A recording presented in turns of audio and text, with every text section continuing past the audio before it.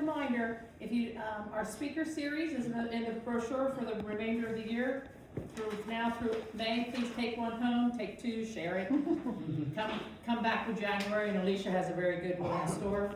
Also, two other things were happening. Main Street Mount Holly has also partnered not only with Mount Holly Historical Society, but with the Red War Alliance, and we wrote a grant, which we received, part of it through the county, and there's events coming up through 2026 for the semi-quincentennial, including, if you'd like to dine and sip with George Washington from the American History Theater, he's coming to Vino 61 in the middle of January. There's information over here as well. So please pick them up and share them as you please. Thank you. Just two other things before we begin. There is a sign-up sheet over there on the table. If you haven't signed in, we'd appreciate it if you would sign our sign-in sheet. And I'd also like to remind you, if you are a member of the Historic Society and you haven't renewed your membership for the year, we would appreciate it if you would do that. And if you're not a member of the Historical Society, we'd like to invite you to join us. If you pick up one of our brochures over there, there's an application in the brochure, and you can fill that out and you can give it to one of us, or you can mail it into the Historic Society. So tonight we have Eric Orange with us, county historian, and he's going to talk to us about the Battle of Ironworks Hill and the Hessians and the colonists and what led up to the Battle of Mount Holly. He's going to walk us through the month of December, and he's going to talk about the eventual successful crossing of the Delaware, I believe. Okay, so if you would, welcome Eric Orange.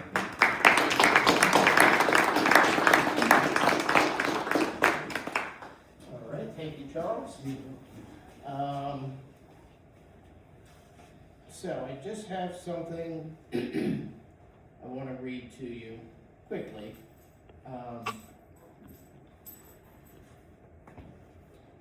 So, is anybody familiar with the Dunning-Kruger effect? Yeah. Are you aware of that? Okay, so for those of you that don't know, I'm going to read you the definition. The Dunning-Kruger effect is a cognitive bias where people with low ability in a specific area overestimate their competence, while experts often underestimate theirs because unskilled individuals lack the metacognitive skill to recognize their own shortcomings, and experts assume others find tasks as easy as they do. So that describes very clearly my roller coaster ride with the American Revolution here in Mount Holly, and specifically in December of 1776. So I can now proclaim myself an expert because I don't know what the hell was going on. So how's that sound? Just today, Marissa and I were going through things that just raised more questions. If you're familiar with Alexander Pope's a little learning is a dangerous thing, drink deeply or taste not the Perry in spring. And it's about, once you discover something, it just leads you to more questions. And it's never been more evident to me than with what went on here in Burlington County, specifically in December of 1776. So a couple of things.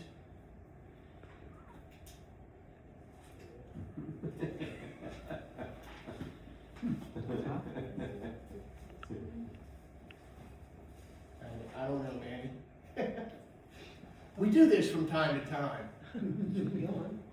Yeah. Try plugging it into the laptop instead. That's what I did last time. And that seemed to help it. There's comedy that goes with this, so timing is everything.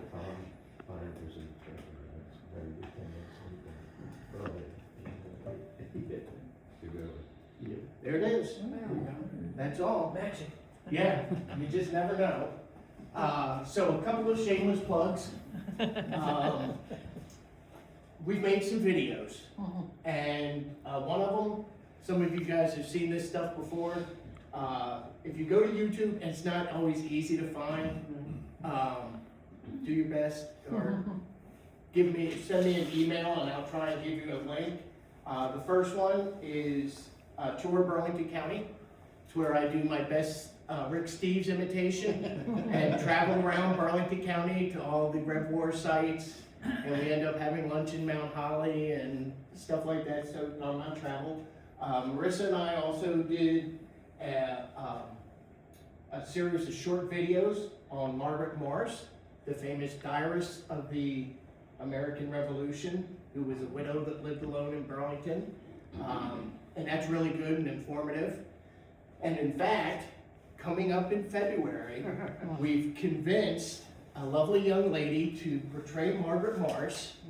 And what we're gonna do is we're gonna set it up like late night talk show stuff.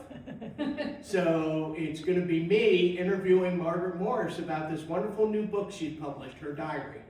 And yeah, we'll see how that goes. That's coming up in February. And I don't wanna compete with General Washington at Vino 61.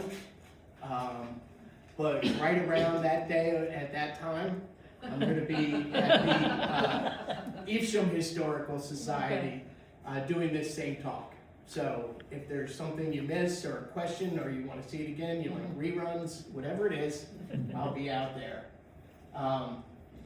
That's my email address if you want to take a picture of that or memorize it if you're really good because it is ponderous. It's very long. But we're always interested in hearing your stories. We get some information that we couldn't get otherwise from people who've done their family trees and have gone on Ancestry. You can find pension records for the American Revolution, and those individual pension records give us a lot of information that we find valuable. You'll see in this talk specifically, we found out something that we never knew before and added a layer, a dimension to it. So we're talking about December of 1776, and of course, just prior to that, 5 months prior to that, we have the Declaration of Independence, written primarily by Jefferson, and he says he is at this time transporting large armies of foreign mercenaries to complete the works of death, desolation, and tyranny, already begun with circumstances of cruelty and perfidy, scarcely paralleled in the most barbarous ages, and totally unworthy the head of a civilized nation. That's quite the indictment there. And I can't help now, when I read this stuff, I want to apologize to Ian, because he's turned us on to these wonderful documents. They kind of give you the counterpoint to a lot of this stuff. I don't want to call it propaganda, but there is a counterpoint, and a very valid counterpoint, that the Loyalists and the British had to the Declaration of Independence and common sense and stuff like that. So, for another time. So I'll just, Ian, we're good.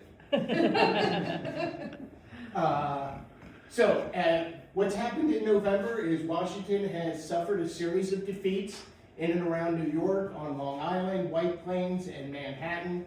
And he not only loses New York, he gets chased clear across New Jersey and into Pennsylvania, of course, opening up New Jersey to the British Army. And these are the times that try men's souls. Dire Straits was written in December by Thomas Paine and read to the Army. And that's what we're talking about here. This is December. This is our most desperate time as a nation, barely 5 months old, and it's literally all about to come crashing down. So, and it's wonderful that we have, we're doing this on the 22nd, the 249th anniversary of the Battle of Petticoat Bridge. We'll go into a little bit of that. But if you can imagine, like we had snow a couple weeks ago now, I guess it is, or a week ago, whatever it was. It snowed in that December. So you kind of take a little bit of that with you as you go, as you're imagining this. Hopefully I'm painting a good picture for you. So everything we're going to talk about here ends up pointing to December 26, 1776. That's the only date you'll have to remember. We're going to have a test later. It's a one-answer test, and it's December 26, 1776. So keep that in mind. A couple of signs that have been put up in past years. When I do this, but what I'm gonna emphasize tonight is the idea of primary sources. So we have all these stories out there, but I'm gonna use the primary sources to tell this story, and wherever I don't, I will let you know. But there's a couple of issues with these signs.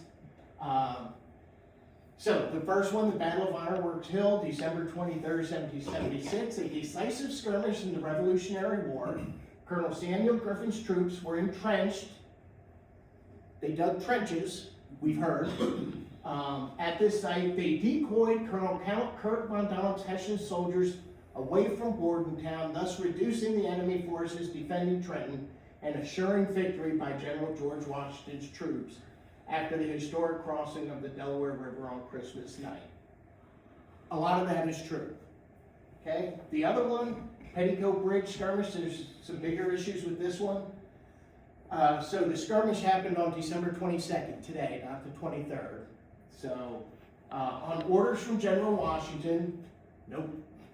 We'll find out later that Washington did not order this. Hessian troops, to pull Hessian troops southward from positions of support near Trenton, 600 Americans stationed in Mount Holly under Colonel Samuel Griffin attacked a Hessian outpost here on December 21st. Not really. When the 3,000 Hessians, closer to 2,000, quartered in Burlington County, retaliated by marching against Petticoat Bridge on December 23rd. They were met with a barrage of gunfire following a sharp. Most of that is not true. Almost all of that. We did, though, recently put up a new interpretive sign at Petticoat Bridge.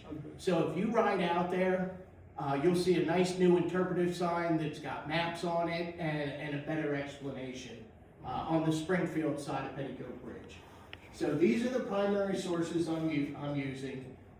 The Diary of the American War, a Hessian Journal by Captain Johann Aval. That's the handsome devil right there in the middle.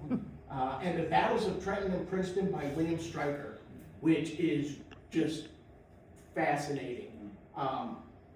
Just to be clear, I've never read these books. I can't get past just a few pages that are dedicated towards Burlington County.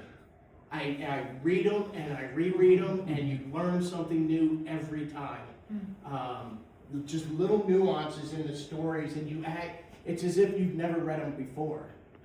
So fascinating reading. If you can get your hands on these, it's well worth the effort. So these are the people that were in Burlington County in December of 1776. The British moved down chasing Washington, and in the forefront were the Hessians and the Scots. I might try later to do some of these German pronunciations, but I try and avoid it. But these are the guys, these are professional soldiers.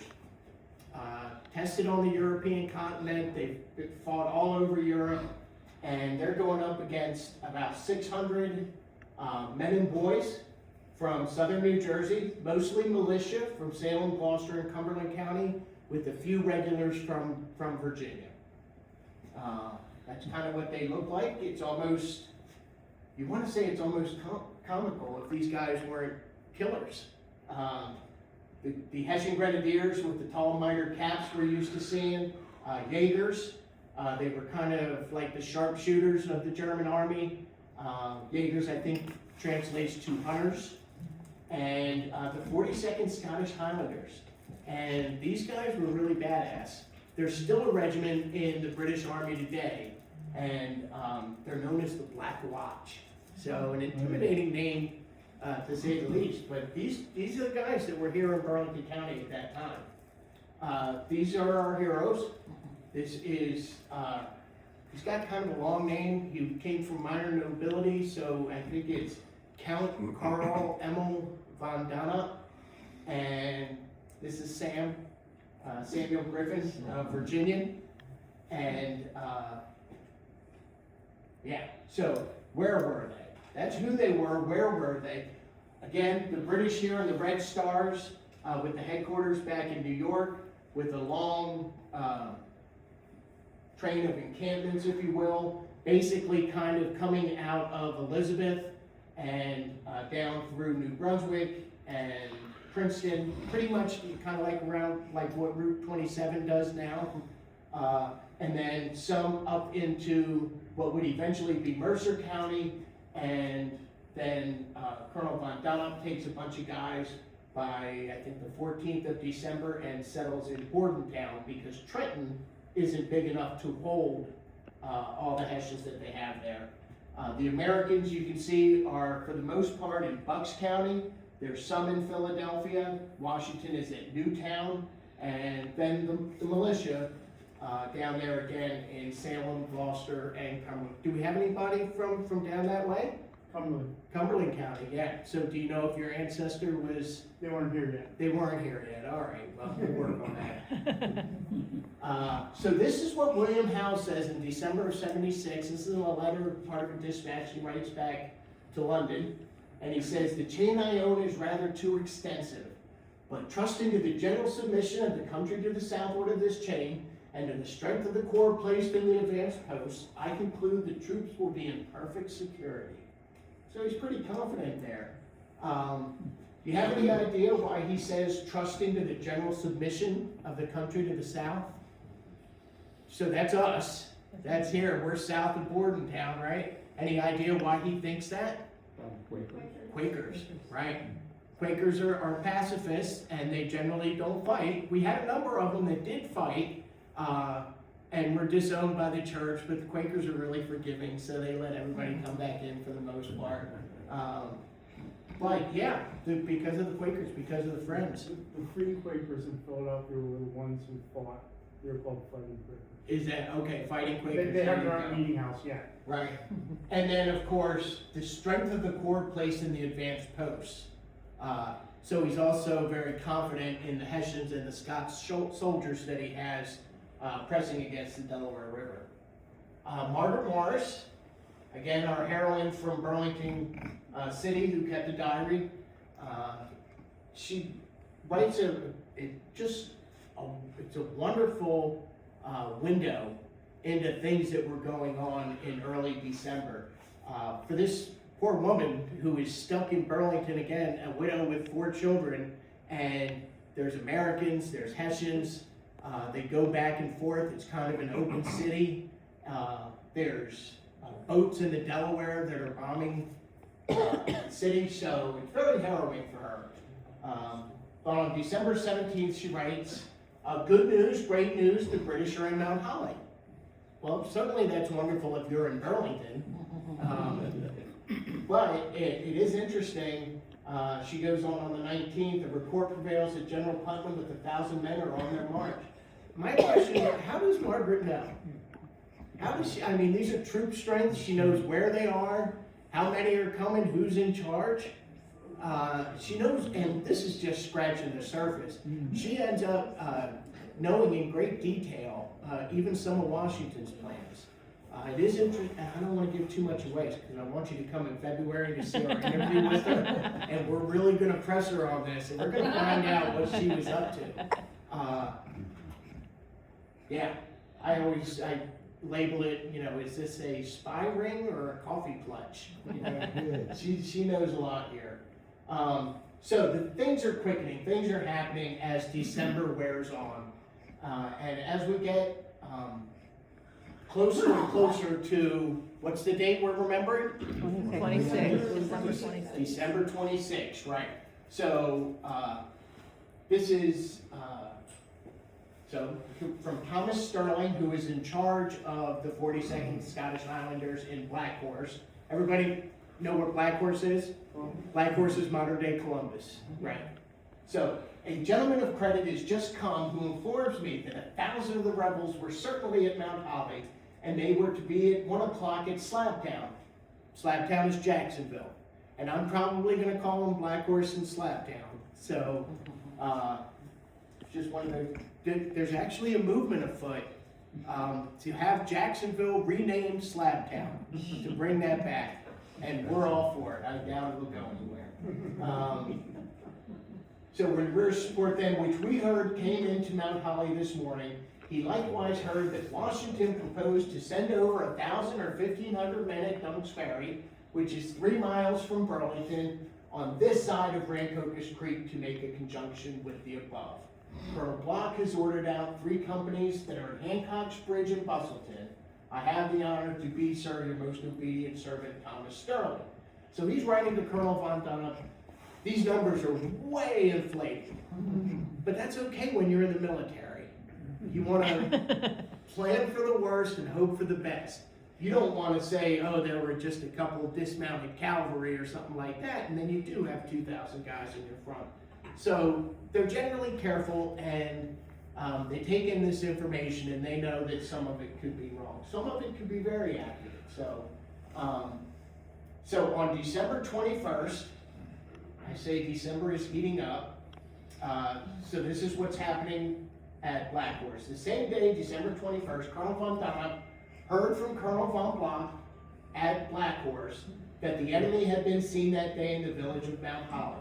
He sent an express rider to inform Colonel Rawl. Colonel Raw's the guy that's in charge of Trenton, remember, of this fact, so that if a simultaneous attack were designed by the American troops on both posts, he need not be surprised. So here's another warning. We always hear about these warnings that Rawl got right before the attack of Trenton. Well, here's one, 5 days beforehand, and Von Donop is telling him something's going on, something's afoot.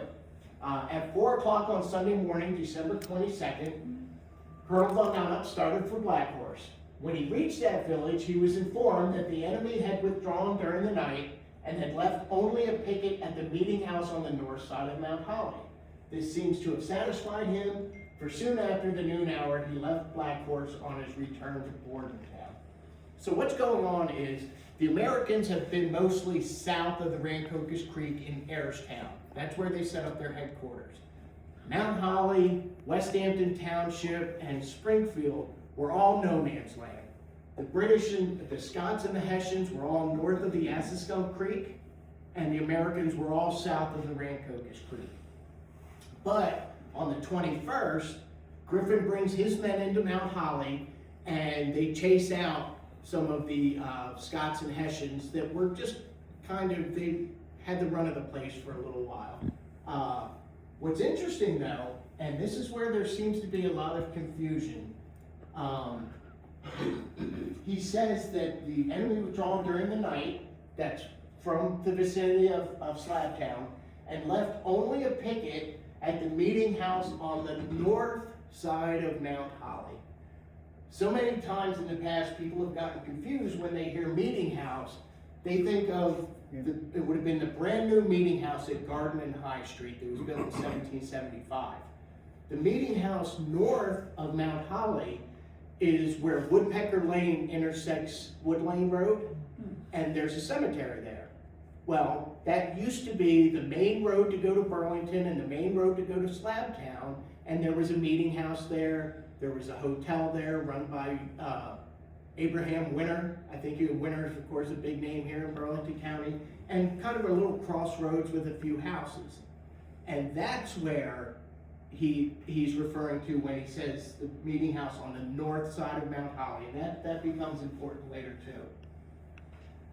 So then Colonel Sterling writes to Colonel Von Donop, Colonel Block has just now communicated your letter to me, wherein you do me the honor to know my opinion.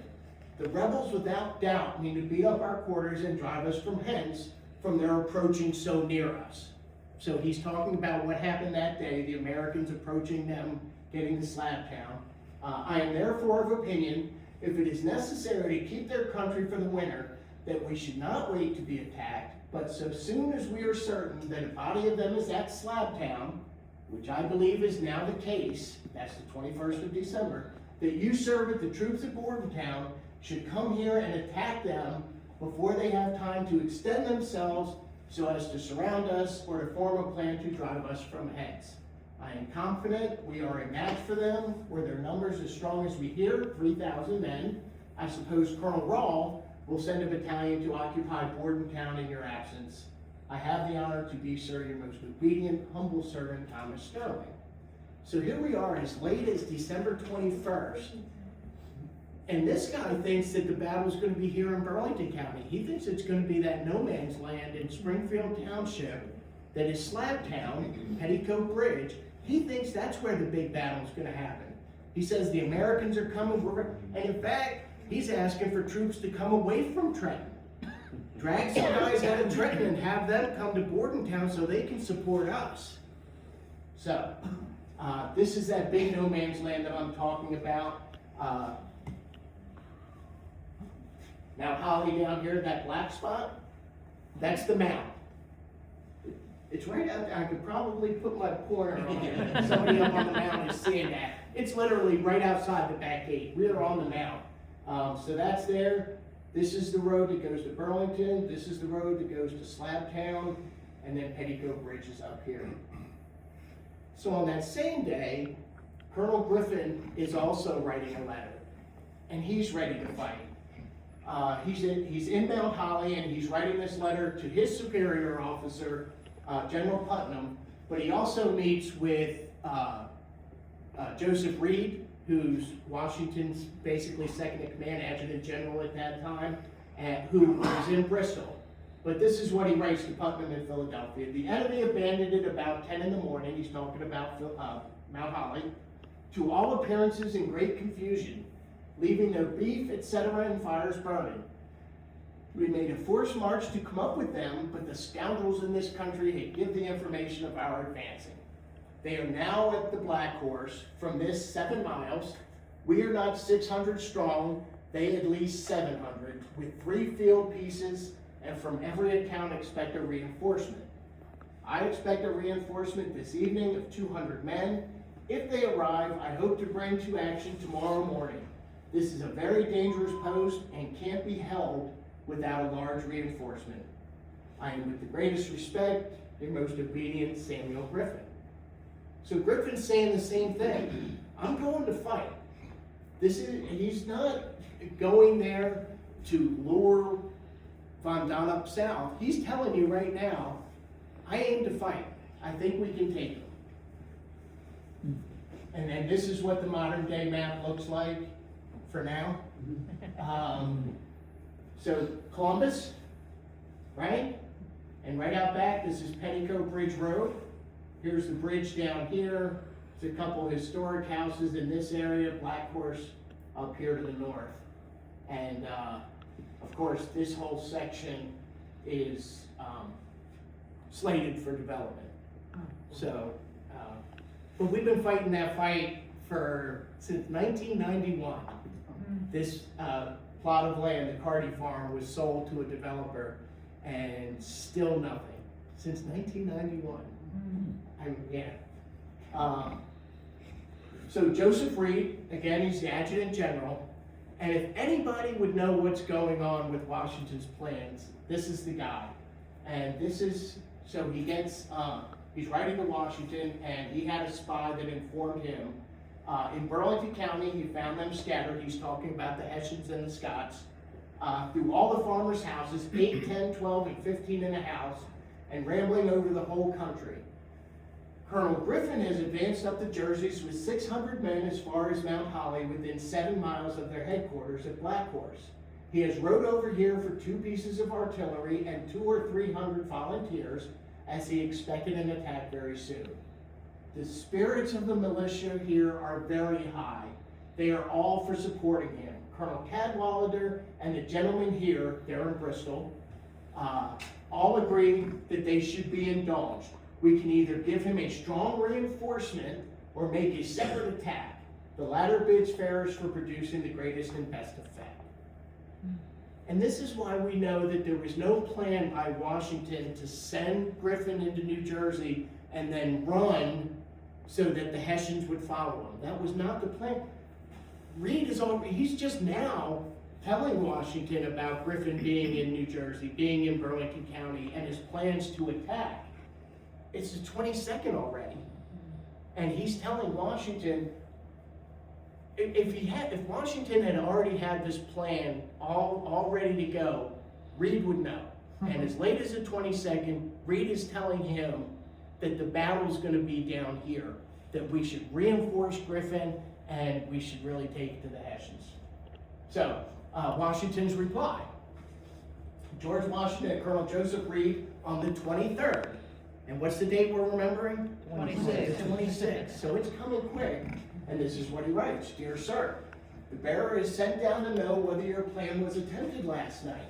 And if not, to inform you that Christmas Day at night, 1 hour before day, is the time fixed upon our attempt on Trenton. Finally, Washington communicates this plan to Reed. And of course, now it's going to come down the line. Again, there's this delay in communication, so Washington doesn't know what is actually happening at this very time, at this very moment on December 23rd. But we'll take a look at it. First, this is a good one. This one has eluded us for years.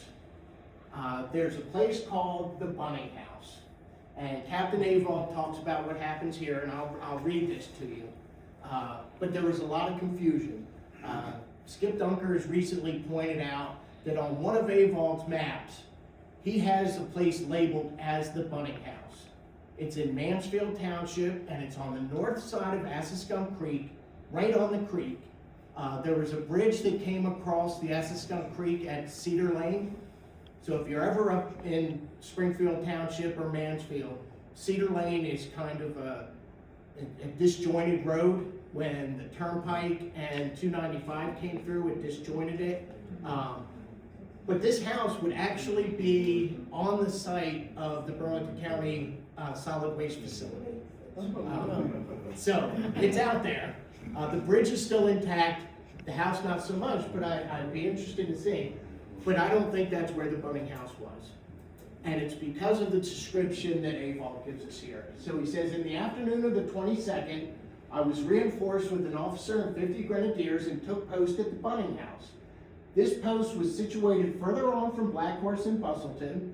Bustleton is in Florence Township, where Old York Road and Heading Road come together, consisting of a plantation lying upon a hill where the roads coming from Mount Holly and Burlington intersected, and that's important.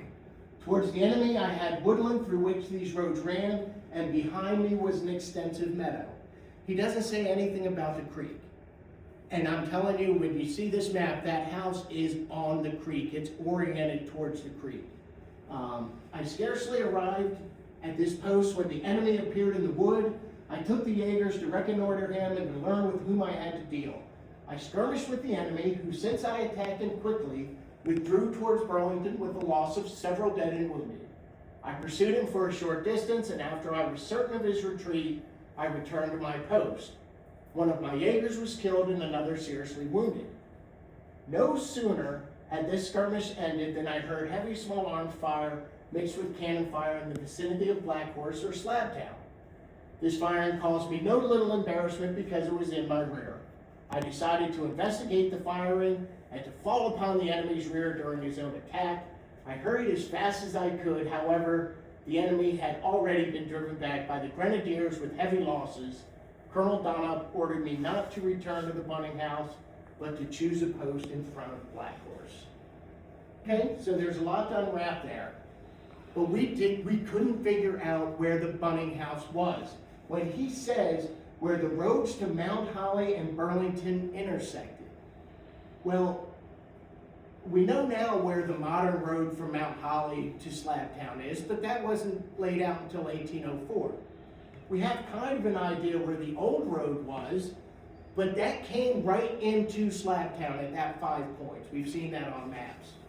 Well, we finally figured it out. We consulted some old maps, and we figured out that this is the road that came from Mount Holly, and this is Jacksonville Burlington Road. And that's the house right there. The way we came about this is, some of you know who Eleanor Dunker is, and we were sitting down at a meeting one night, and we were discussing this, and Eleanor said, well, I wonder if it could be the Bunning House where the Bunnings live today. I said, well, that's worth a shot. Where is that? And she said, oh yeah, it's this lovely old house that sits out, and this and that. And sure enough, we figured that that is the house. And in fact, on this map, that actually is from 1778. But they show coming out of Mount Holly and into Town, and right out here to the left is just kind of an unknown road, or just, it's a flanking movement. What they've done here, it's a classic military maneuver. The Americans are going to attack Petticoat Bridge, and they know there's more Hessians out there, so they send some men around the left to protect their flank.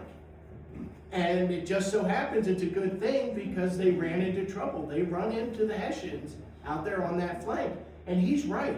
If he had marched as fast as he could to Petticoat Bridge, he would have been in the Americans' rear, and he would have fallen on them, and it probably would have been over at that point. But for some reason, he didn't hurry as fast as he could. We also see this row of trees here on the left.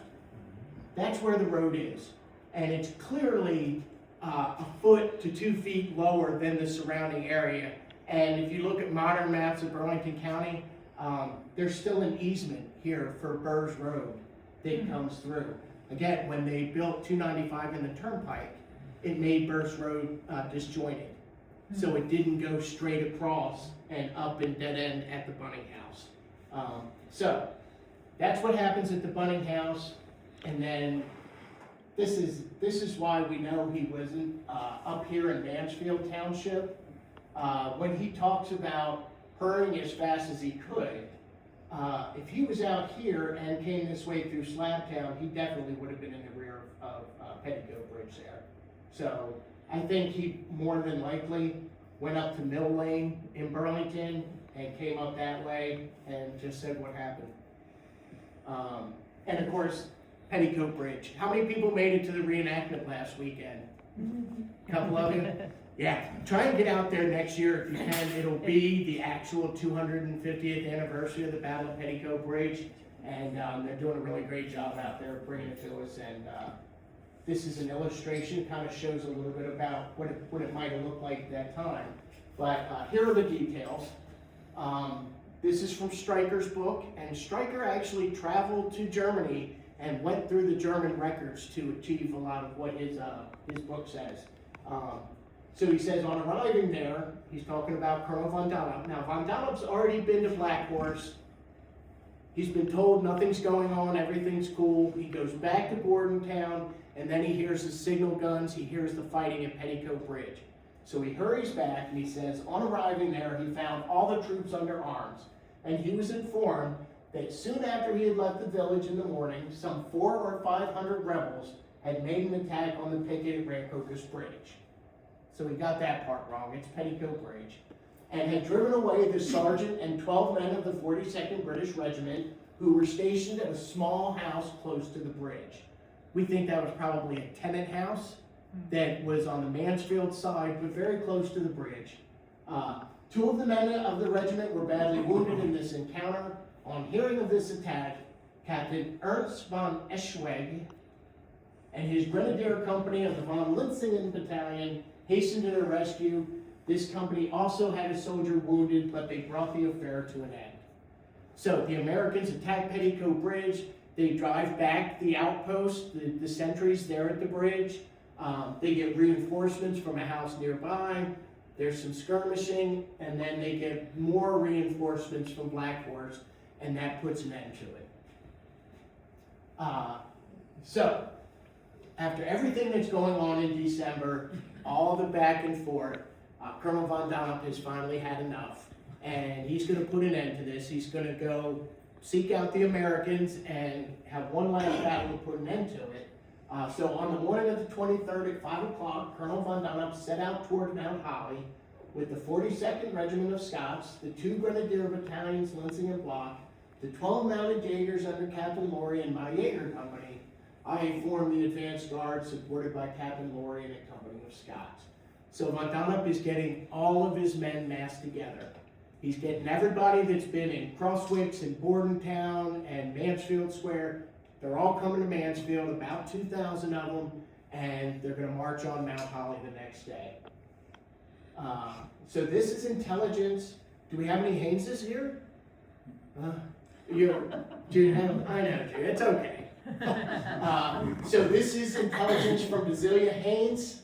a loyalist, and this is what he writes. Basilea Haynes set out to procure intelligence on the 21st of December, 1776, arrived at Mount Holly in the night, and lodged in the rebel camp there. He was informed they had only 2 field pieces, which he thinks were 3-pounders as he perceived them at the church. So again, they're north of the mount here. They're out on Wood Lane Road where that cemetery is. That all the troops were drawn up in his view, that he walked around them and thinks they were not above 800. So that's still, that's good. That's not 100, that's not 50. It's probably close to 600, but again, okay, 800, whatever he thinks. Near 1/2 boys. Near 1/2 boys. Now, soldiers are young anyway. I like to bring this up. How many people have seen the mini-series Band of Brothers?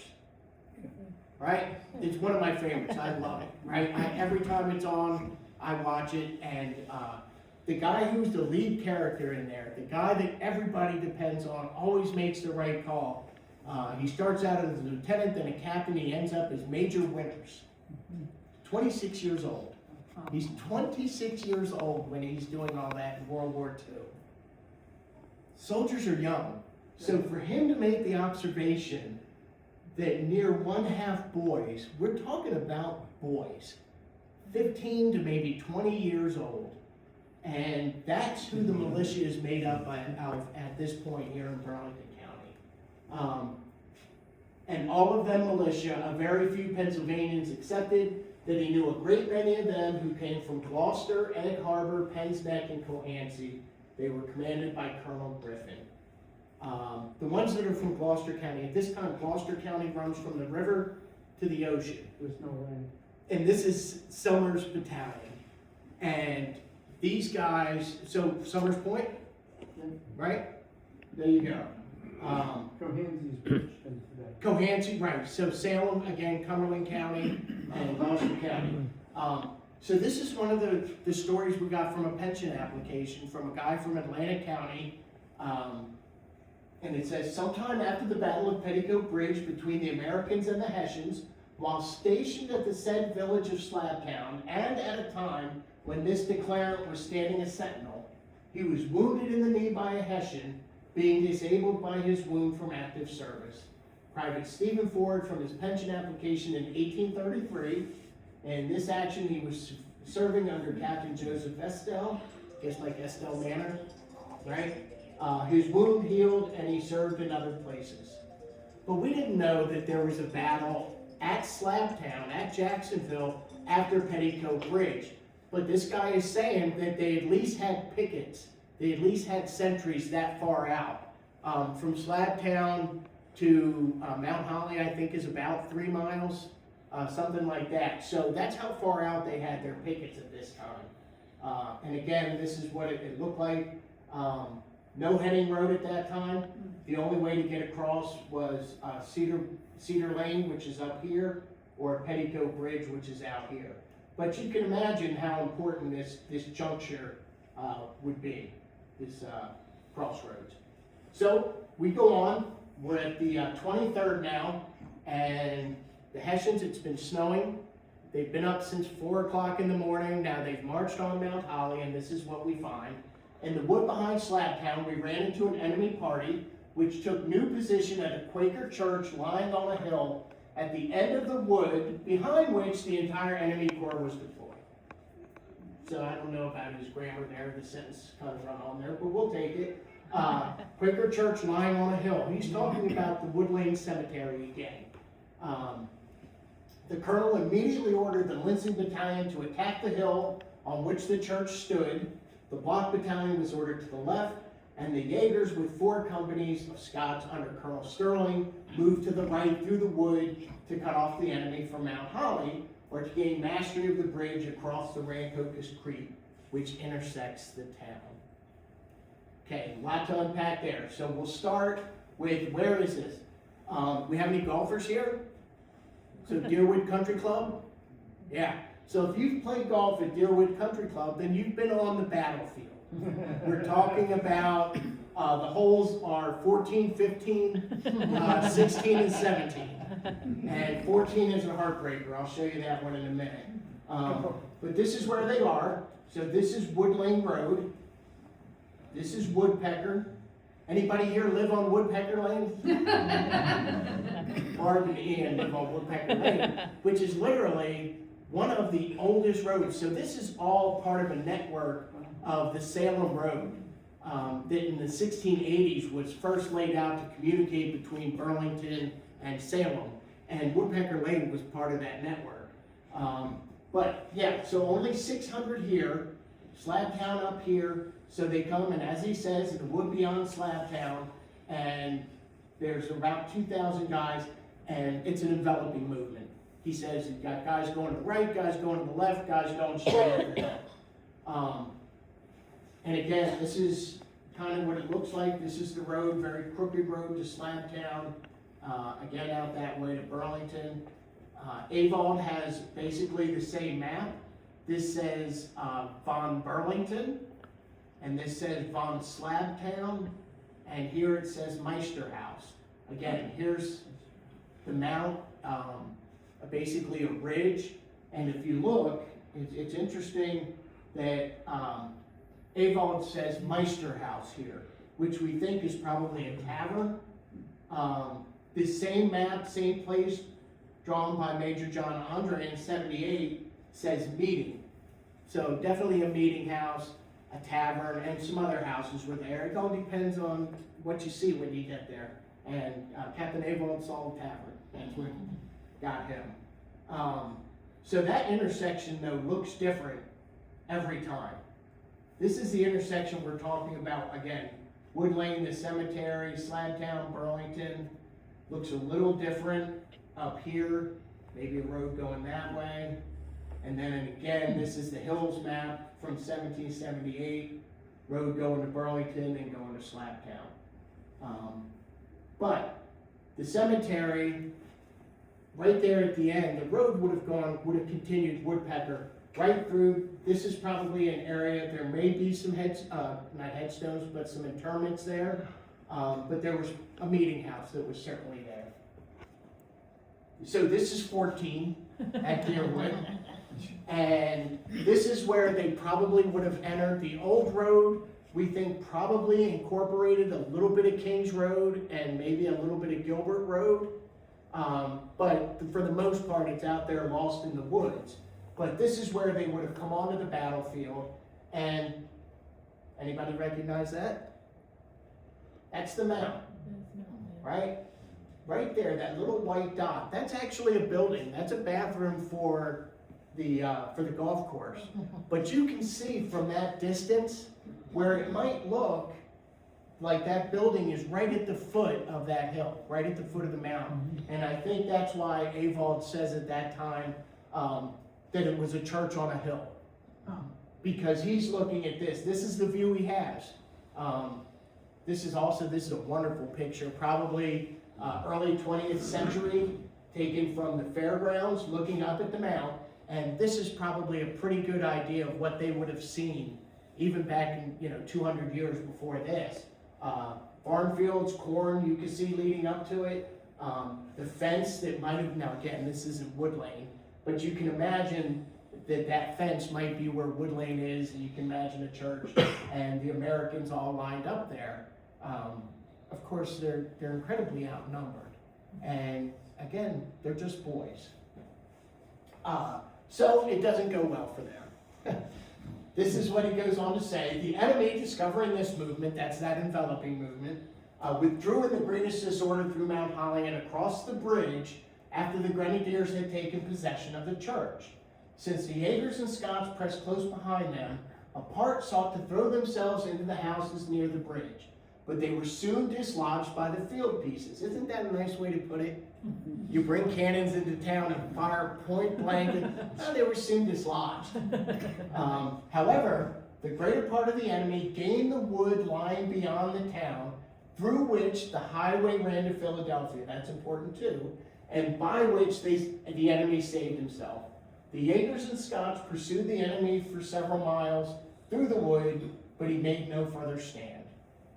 Okay, so that's cool. So they come into downtown. What's the next one? All right, what happened to Ironworks Hill? He just said that the enemy got on the other side of it. This is Washington Street, right? This is where they were. This is High Street. They come through town. The Americans, this is the original route of the Rancocas Creek, right along that, this big loop.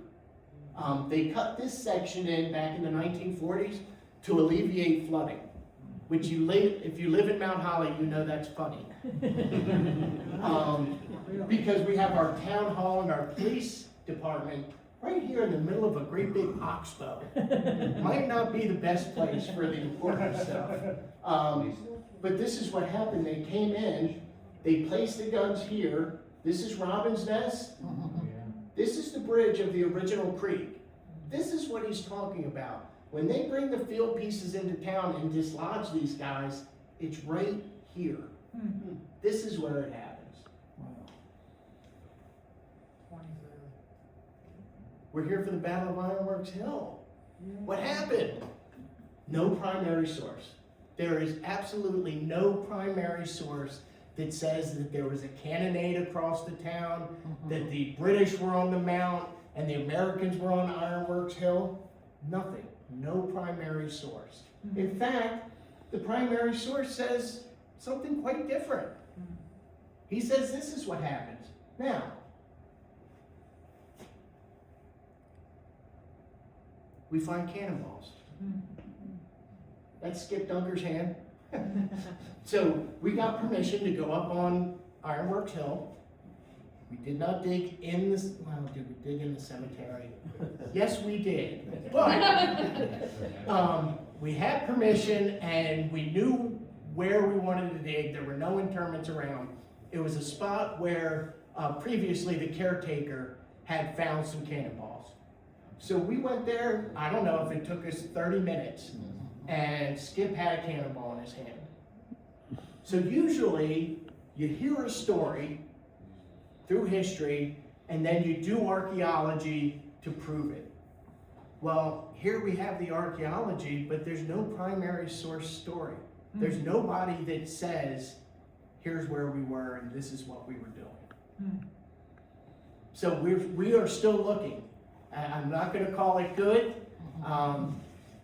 There's a chance that they were up here on Ironworks Hill and then left. There's a chance that there were Americans on top of Toy Hill and that they drew some British. Remember, they're running in disorder.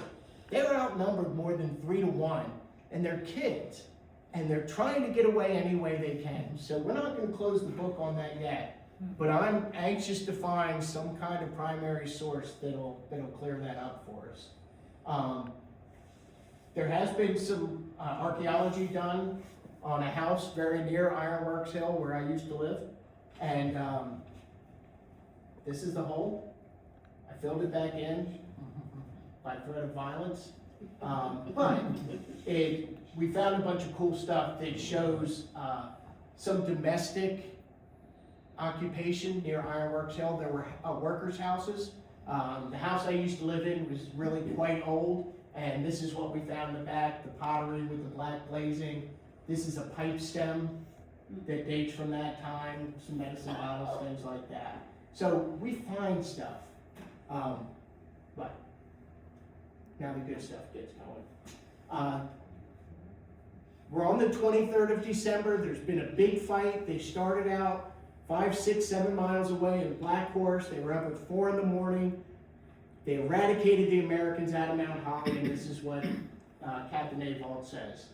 The entire corps under Colonel Von Donop took up quarters in the town, and I received mine at the exit to Philadelphia. That would be Washington Street. Because of its position, this town is a very excellent trading place and inhabited by many wealthy people. Just like today, right? Everybody from Mount Holly, right? That's us.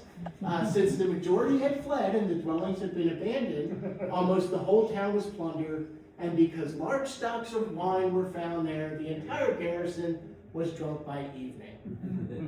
Luckily for me, my quarters were in the section most poorly stocked, by which chance The Jaegers remained fairly sober. Meanwhile, the Grenadiers, you always blame the other guy, right? The Grenadiers were bringing in so much wine that the majority of the Jaegers became merry toward midnight, and I had great trouble to keep them together. So it's funny. So, January 14th, Vino 61, right? It's a wine party, go see General Washington, and drink like a Hessian. So what happens when you have an occupying force, right? Maybe some fraternization. What's interesting though, if you look at this, battles on the 23rd, they stay on the 24th. Okay, it's Christmas Eve, you're German, you love Christmas, you celebrate Christmas Eve. Then they stay on the 25th. It's Christmas, they stay. Then they stay on the 26th. This is bad soldiering. So Colonel von Donop is 18 miles from his nearest ally with no enemy in his front. If things had gone differently for him, imagine this scenario where he can write to his superior and say, I'm 18 miles from their capital and I hold the Philadelphia road. And that's what actually happened. He's in Mount Holly. He's the closest guy, as close as they're going to get for another year. He's right here. But things don't work out for him that way. So back to Maggie. And as she says, December 22nd, it is said that American General Israel Putnam with 1,000 men are at Mount Holly. All the women have removed from the town except one widow of our acquaintance. Okay, how does she know this stuff? Marissa and I, years ago when we shared an office, Marissa was reading Margaret Morris's diary. I don't know if it was for the first time or the 50th time, but she goes, Margaret knows who the widow is, right? She's already telling you, all the women have removed from the town except one widow of our acquaintance. And what widow is that? This is what Captain Avald writes on the 26th. What's the date? The 26th. 26th, right? Early on the morning of the 26th, Captain Laurie and I roamed over different roads in the country to collect horses and slaughter cattle. For the colonel, who was extremely devoted to the fair sex, had found in his quarters the exceedingly beautiful young widow of a doctor. He wanted to set up his rest quarters in Mount Holly, which, to the misfortune of Colonel Rawl, he was permitted to do. However, our control over this area came to an end today. The misfortune, he got killed. Rawl dies. And he did, which of this was Colonel Rawl? Yeah, was the exceedingly beautiful young widow of a doctor. And who is this widow? So Joseph Tustin was a captain in the Air Force and stationed in Germany after World War II. And he's the one that found Avald's diary, had it translated and published here in America. And this is what he said. This was an address to, I think, the Gloucester County Historical Society. Who was she and what was she doing in Mount Holly at that critical time? Why would any woman, especially a beautiful one, remain alone in the town when she must have heard of the plundering by the Hessians in New Jersey? A search of the doctors of medicine and divinity disclosed that none had died in recent times. The two physicians practicing in Mount Holly in 1776 were Dr. Alexander Ross and Dr. Stacy Budd, both married. Dr. Ross was a native of Scotland. His son, John Ross, studied medicine under his father until the war broke out, when he became a captain in the 3rd New Jersey Regiment. And a good one. This guy, he gets referenced in a bunch of dispatches as Captain Ross. So he does a bang-up job in the spring of '78. And Joseph Tustin almost gets it. He goes on later to say that maybe it was Betsy Ross. Because maybe she was related to Alexander Ross, and maybe she was a widow, but she was the widow of an upholsterer. That's why she sewed. They had something in common there.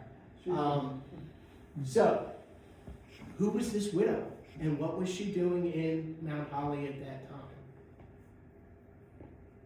that's another program, so I'll have to come back and we'll cover that. Some of you guys have seen me talk and you know my feelings on it. There is a debate to be had. So if you want to see the other side of it, you can go home and Google The Widow Who Saved the Revolution. And that was written by Alicia Machokas and Dennis Rizzo. And it's very well researched. I just disagree with it on a lot of levels, but that's okay. We certainly don't have any primary source that says I was the widow. But it goes on. But all this stuff is happening around December 26th. And of course, that's when Washington crosses the Delaware and wins a fantastic victory. The big part here is that he makes off with 900 Hessian prisoners. 900. Now you always hear about how hard it was for Washington to cross the Delaware at night in the snow with the ice. Now, try dragging 900 angry Germans back across the river. Nobody ever talks about that, like, oh yeah, you just got 900. And then they eventually end up in Lancaster, I think, and some of them end up fighting for the Americans. But this is critical. This is what Captain Avald says. Now, Captain Avald was here in the summer of '76. He comes with the Hessians to Staten Island, and he's at the surrender at Yorktown. He saw it all. He was everywhere. And this is what he says. This is after the war when he's gone back and he's redoing his diary. Thus had the times changed. The Americans had constantly run before us.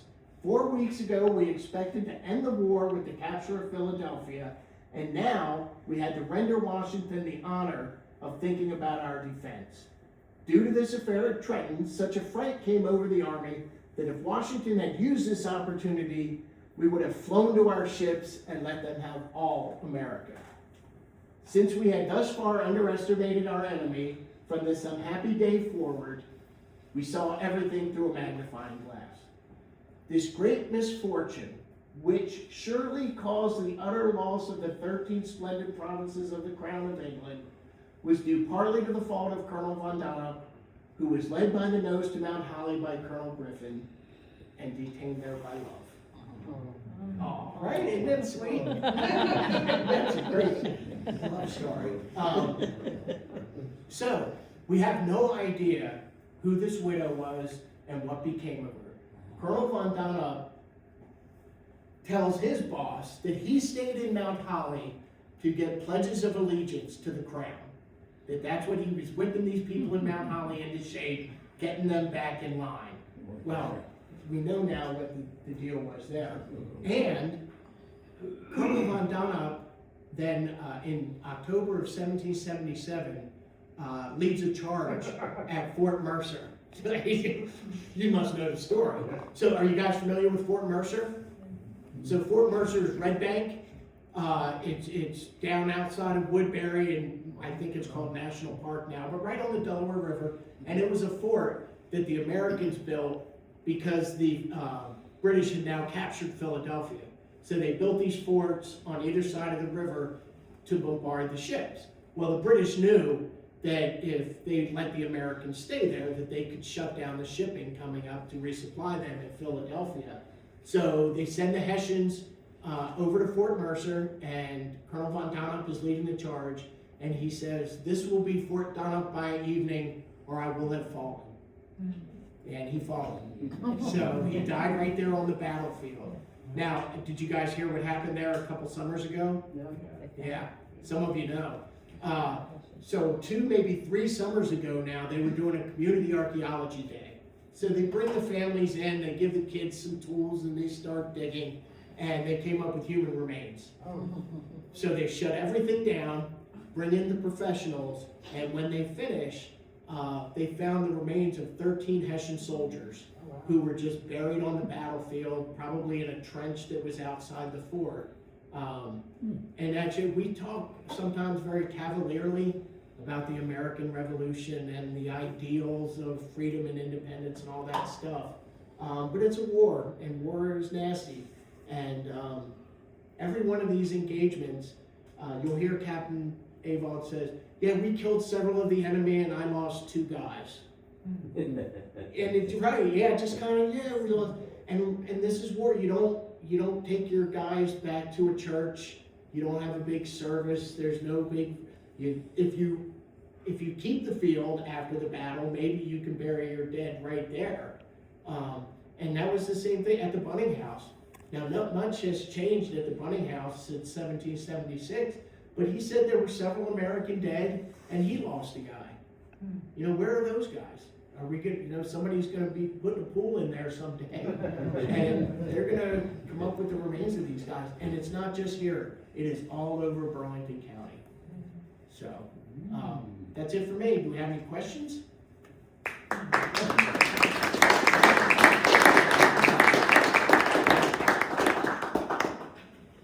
Yep. You just made me think something, though, just an observation. You talked about they took back 900 Hessians. Right. They were all second and third sons, most of them military men. They got here, they looked around, this looks pretty nice. They might not have fought very hard. Yeah. Yeah, I'm gonna stay. A lot of them did. Yeah, I have a Hessian ancestor who stayed. He got here, and he was the one that didn't even make it off of Staten Island before he deserted. He says that he has a war pension that was filed for the Americans because he fought for the Americans after that. But he said he was here 4 weeks before he deserted. So yeah, he came like, yeah, this is nice. Staten Island looks pretty good. Yeah, this is great. And you're right. Most of them were second and third sons, so they were never going to be property owners back in Europe. Being a soldier was the best they could hope for. And then here, they were offered a land bounty to fight the revolution. Anybody else? When was that land bound? What's that? When was the land bound to offer? So I'm not sure. Yeah, I know my ancestor settled in Virginia, I want to say 1790. It was early, but then there wasn't a pension offered until I think 1830, when Congress gets around to it sooner or later. They're like, maybe we ought to take care of these guys, send them a pension or something. But that wasn't until the 1830s. But that's a good question. I'd be interested to see about the land bounty. Yep. Eric, I got a question about Hospital Island. Have you ever heard about that? In No. Delaware, right across Fort Mercer. No, I hadn't. Was that? I read it back in old history, and I'm still trying to find out where it was. Is it part of the naval base now or not? I don't know. There were some islands. Yeah. It might have been part of Fort Mifflin. Fort Mifflin across right by the airport. I haven't heard of Yeah. Hospital Island. Yep. Just curious about, the Native Americans that were still here with the Manifest Destiny. I think she mentioned it. So was there a lot of infighting going on? I know a lot of them settled elsewhere, but what specifically was about this area when you're talking about acquiring the land and the Queen is giving this land away? So prior to our own people giving away the Native American land, Right. the Queen was giving it away also. Yeah. And we believe we do have a relative in Michigan who has a very large, and I mean a gigantic farm, and his family came from Germany. Okay. They came here to fight the war, they never left, and their farm was massive. Yeah, there are a lot of German enclaves. So the Germans started coming really early in colonial times, and then kept migrating here. Even if anybody here familiar with Lawrence Welk, right? Some of you are maybe old enough, and I always wondered, where the heck is Lawrence Welk from? What kind of accent is that? I think he's from South Dakota. Yeah. But he grew up in a German enclave where they just spoke German. And the interesting part that she brings up there is that when the Americans win this war, it opens up Appalachia. You can now settle. The British Empire had agreed with the Native Americans through numerous treaties that they kept breaking anyway. I mean, that's the story there. That the colonists would not extend themselves to the interior of the country. But the Americans didn't make that promise. So when the Americans win this war, that's where those land bounties come on the other side of the Appalachian Mountains and into the Northwest Territory, which would be Ohio and Michigan and places like that. Further displacing indigenous people who have already had, by this time, over 100 years of European incursions, and they've been moving along as their numbers dwindled from disease and so forth, until, now we know the Lenape from Burlington County, some of them settled in New York State as they evacuated New Jersey. Some of them went to Wisconsin, to a Native American group there, and then still more ended up in Oklahoma. There's a big presence now in Oklahoma of Delaware tribe, Lenape speakers. So, yeah, more bad news for the Native Americans. And Native Americans had issues, which side do you choose? They're gonna fight. And, the devil you know or the devil you don't, I guess. Ian? The land grants were offered from both sides. Loyalists were, like, each loyalist regiment was settled in one particular area, mostly in the Maritimes and some in what's now Ontario. In But, Canada. Yeah. Yeah. So, we did some research into the Loyal American Regiment, who were recruited mostly in the lower Hudson Valley, and they were all settled in, laid out properties in what had been unused land in, New Brunswick. And, New Bart and I Brunswick, Nova went up, Scotia. like 8 or 10 years ago, visited a descendant who still owns, I don't know the exact number, but probably a quarter or a third of the original 100-acre grant. And we walked down like 2 or 3 blocks to a cemetery where a number of men that we identified as being in the Loyal American Regiment were buried. So many of them stayed for, generations after the war. I wonder where their land bounty would have been if they had won. They would have got their land back. Right? Yeah, right. That's the LAR, those guys were mostly recruited in New York, because they'd been thrown off their land and they wanted to get their property back. The guy who founded the regiment, Beverly Robinson, was one of the richest men in New York colony, and an acquaintance, but not necessarily a friend of Washington. Right. Robinson was originally from Virginia, but a second or third son, he ended up marrying into a very wealthy New York loyalist, well, ended up becoming loyal. And that's a really undertold story. We know that there was a fight of sorts in Chesterfield Township between some neighbors who didn't feel like they should pay taxes to the Americans because they were already paying taxes to the crown.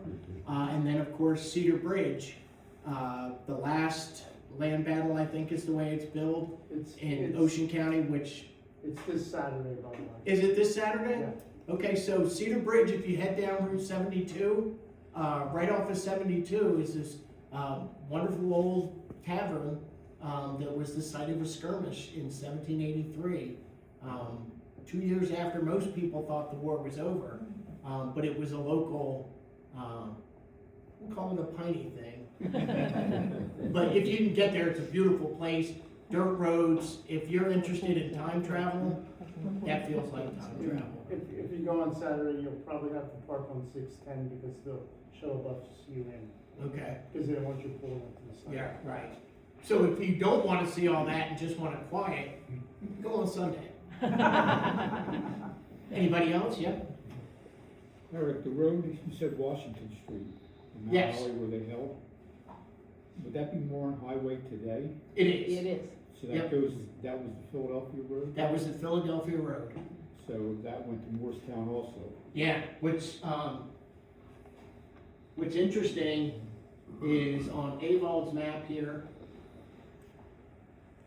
if you look here, this is the road coming out of Mount Holly, right? So this is where the fighting would have been, High Street in here, and they escaped out.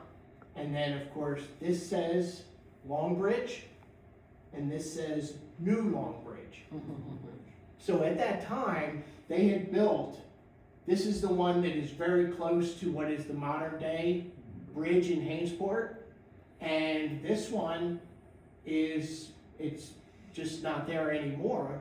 But according to Avald, it was there then. So it's not really clear. I think this kind of takes, if you've been to Trainwreck, the distillery downtown where the train station is, I think that this road kind of goes out the same way as the railroad tracks that are currently there goes. And then across the Rancocas Creek, right by, I wanted to say Kaminsky's Ale House. What is it? Dunleavy's. By Dunleavy's, or Bill Evans Auto Repair, Bear. If you look, there is an abutment that sticks out into the creek there. I'd never noticed it before. I once asked if most people know who Paul Shop is. Yeah. He's a noted local historian who just knows everything. And I sent him a picture once and said, "Is this where the bridge was?" And he goes, "Well, that's close." No north of there, south of there, east there. He's like, it's close. Historians can be that way sometimes. That's fine. But we'll keep digging. And, but yeah, so that Philadelphia Road, and it's also interesting, Marissa has studied the executions and stuff here in Mount Holly over time. And one of the spots for executing prisoners, they just described as being a mile out of town on the Philadelphia Road. And we don't know exactly where that is, but I figure it's probably where Maple Avenue is now. And I haven't looked yet, but of course the county owns property there. They used to have, the county had a yard, and I'm just curious if like the county has owned that land for 250 years, and maybe that was Hanging Hill back then. But yes, that is the Philadelphia Road. When the British left Philadelphia, Mm-hmm. and they had some kind of a skirmish or whatever at the bridge, what bridge are they talking about when they had, Yeah, they were dismantling the bridge? that's a good one. So everybody recognizes that as the Battle of Hainesport. Not so fast. If you want to read a really good article, go home and Google Jersey Man, Battle of Long Bridge, maybe not. And it's written by Paul Shop, and he does a great job of poking holes in that argument. They do talk about, in fact, Captain Avald talks about in June of '78, when the British Army is coming through, that near Ayerstown, there was a battle. They had torn up a bridge. They also had torn up the bridge at Belly Bridge. But nowhere do they say anything about it being Long Bridge. In fact, at one point they say, I think he says, General Howe arrived in Mount Holly unhindered on the 21st of June. So it's really not clear. It could be. My thought is, what Paul says, it could have been Ayerstown, or it could have been any number of mills along the way. There was probably a mill at Mason's Creek by the South Jersey Airport, Elbow Lane and Ark Road, and Elbow Lane was one of the lines of march. It could have been Union Mills in Mount Laurel, where now Union Mills Road goes one way and Fostertown Road comes across the other way, crosses 38 there, but 38 obviously wasn't there. It could have also been there as well. It's just not real clear. So, again, the more we learn, the more we realize we just don't know the beginning